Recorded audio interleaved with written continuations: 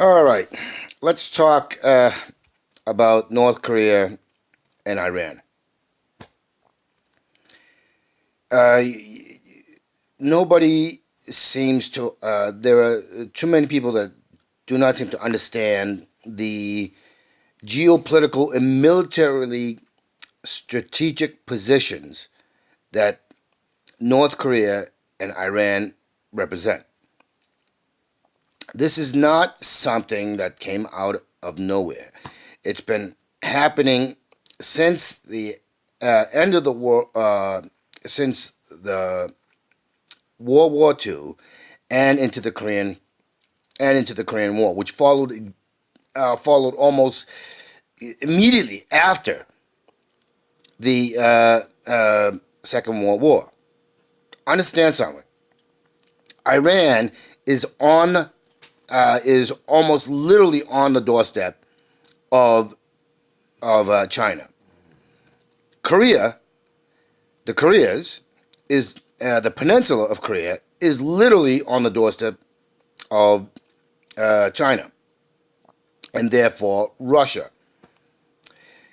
Understand that that militarily speaking, Iran, control of Iran, overthrowing Iran, control of Iran, and the control of the Korean Peninsula represents a coup d'état in doing an invasion of China and Russia.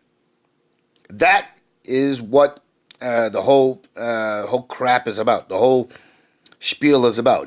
There is money to be made through the oil and all that other stuff, all that other garbage, but it's not the only driver. It's been on the agenda books for a very long time, and Iran is a strategic place, as well as the Korean Peninsula. China uses North Korea as a buffer because China understands that the West, in particular the United States, is not a friend and cannot be trusted not to try and to take control or to start hostilities. That is the situation. Let's talk about Iran. Iran is a great position because it gives for military strategic position. So you can place a lot of airfields. You can build roadways, other infrastructure to get access into western towards western part of China, because Iran is closer to the western part of China, and therefore it's only a hop, skip, and a jump into Russia. Understand, NATO, which is basically a Western military force, is literally on the doorstep of Russia. If the United States and the West get control of Iran, can put in the military air bases, put in the other infrastructure, which China is actually already on the way of doing, under the cover of the New Silk Road. It's If Iran falls, what ends up happening, if the current Iranian government falls and a puppet state can be installed, with what China has already done, some of the infrastructure building, and the airfields in Iran can be used by the Westerners, then the invasion becomes much easier, because now you have the Europeans on the western Russian border, and then you have the U.S. and the Western allies on on another front in Iran, closer to the Western China, and then you will have the situation with if you get control of the entirety of the peninsula, is thereby get control of the Yellow Sea.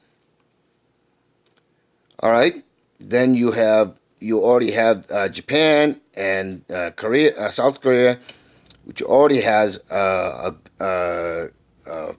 strong military naval position, but you end up getting a absolutely phenomenal situation where if you control all of the Korean Peninsula, you can come at China and Russia from 4 different fronts. I'm sorry, 3 different fronts.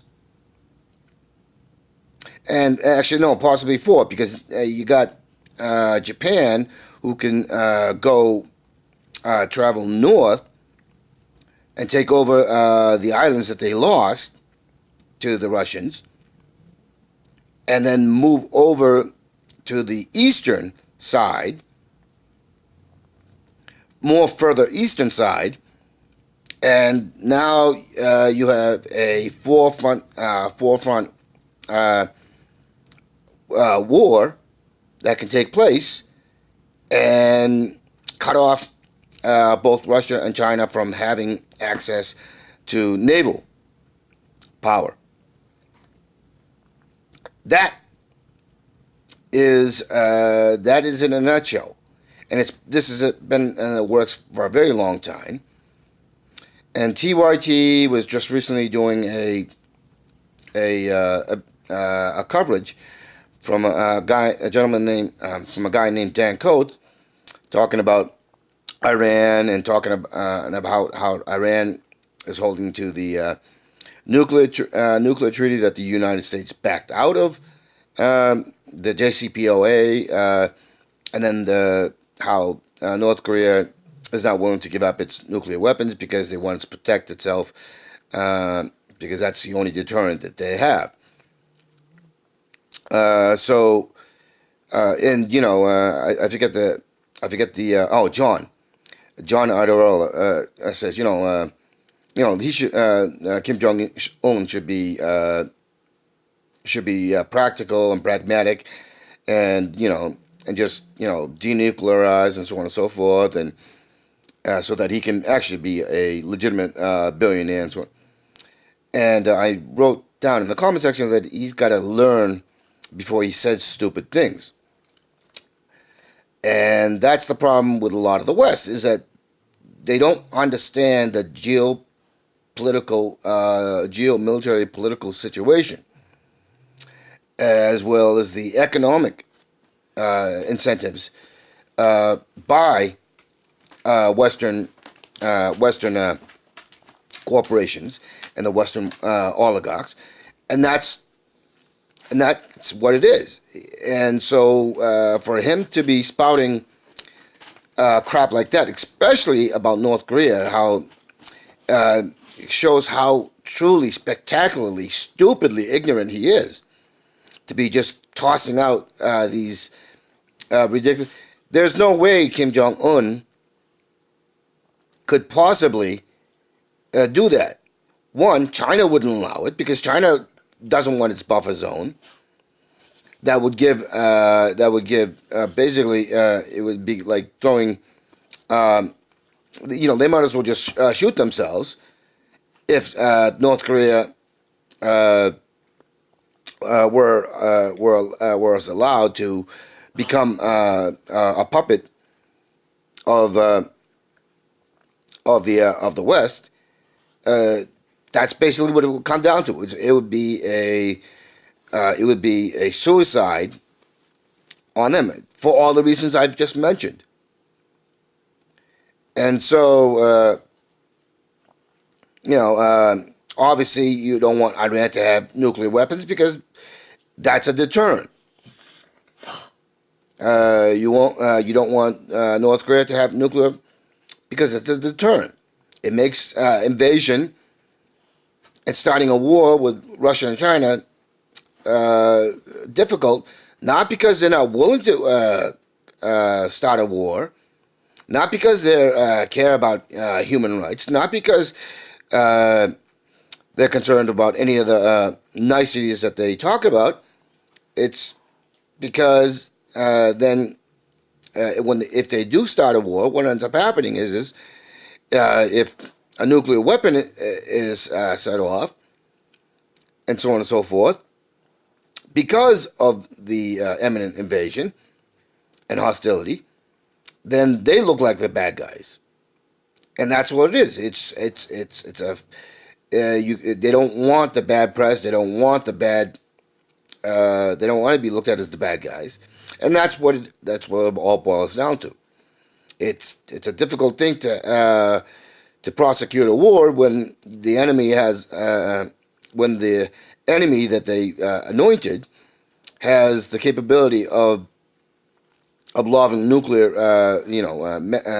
weapons of mass destruction. So that just socially that would not be acceptable, and people in the West may be particularly stupid about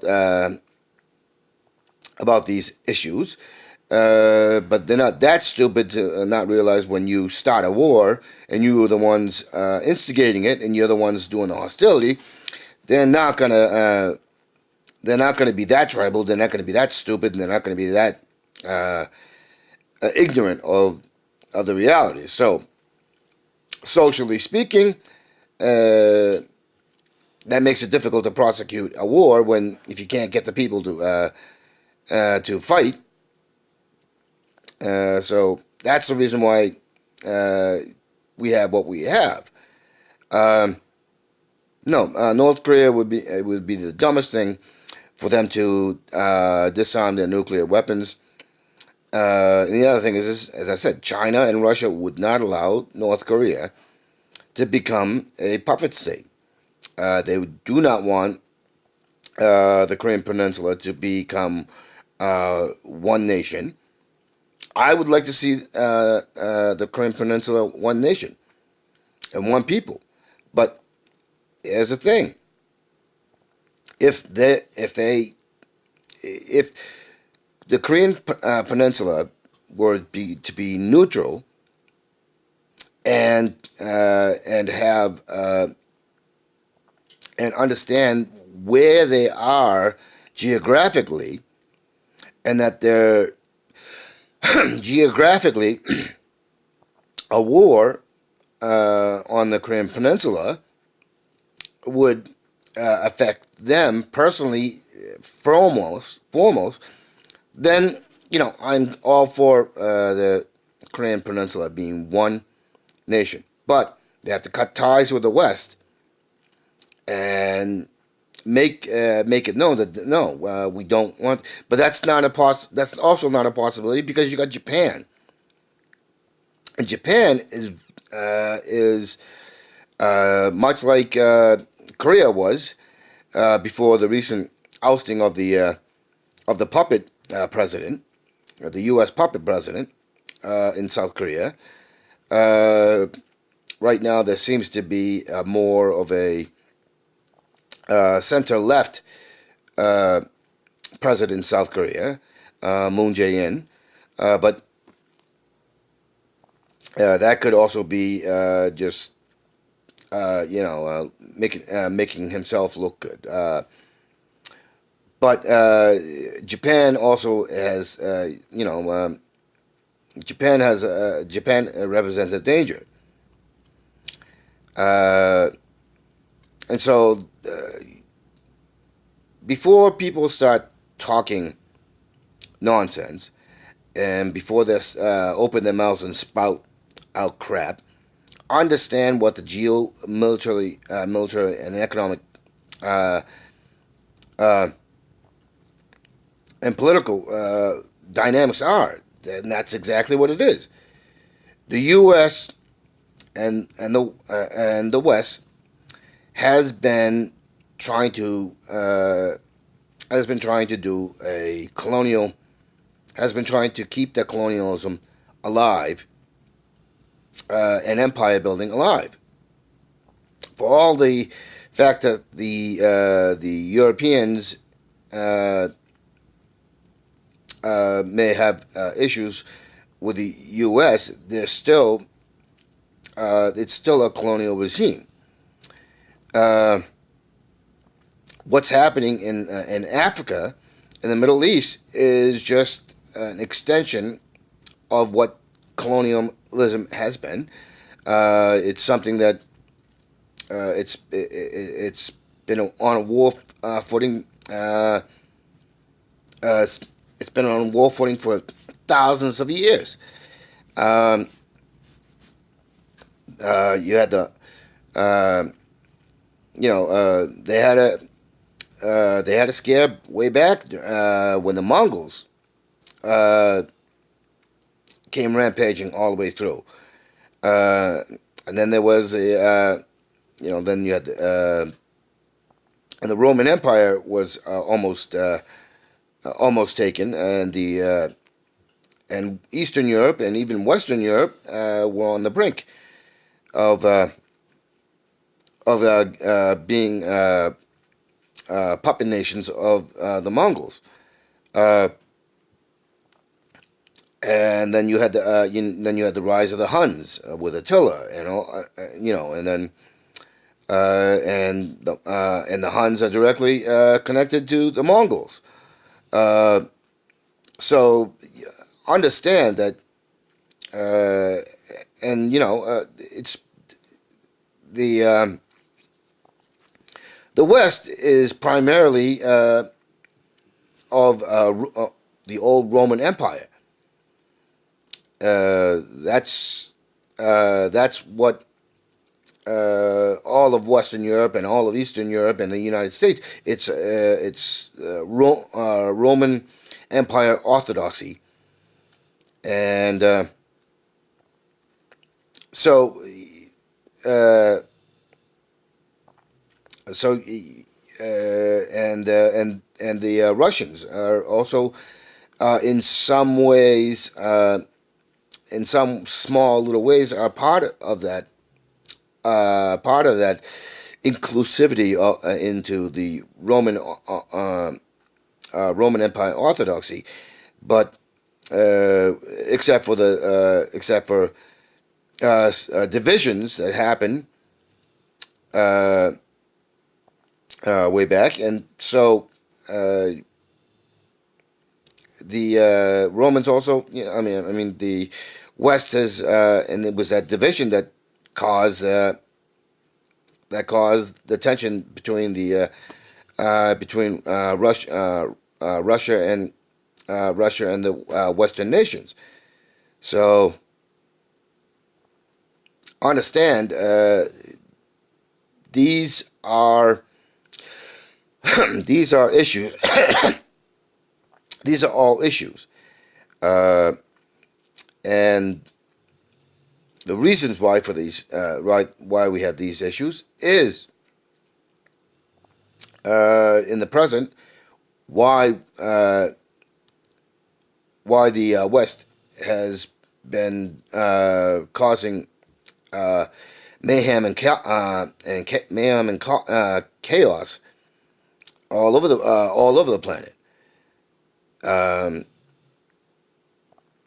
so to TYT, before you spout off nonsense and absolute rubbish, learn more about it and think more clearly about it. As for the right wingers and the liberals and so on and so forth, and the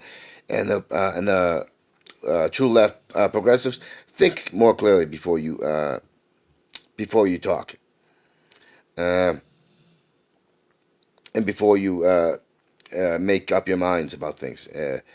Don't be stupid. Think critically. Learn more and understand what's driving, and and the and the wealthy, the ultra wealthy, and the political class, and the wealthy class, they have only one thing in mind: is control and power and wealth and prestige and the ability to do whatever the hell they please, and whatever takes their fancy. That's in a nutshell. So let's be more clear about things. All right.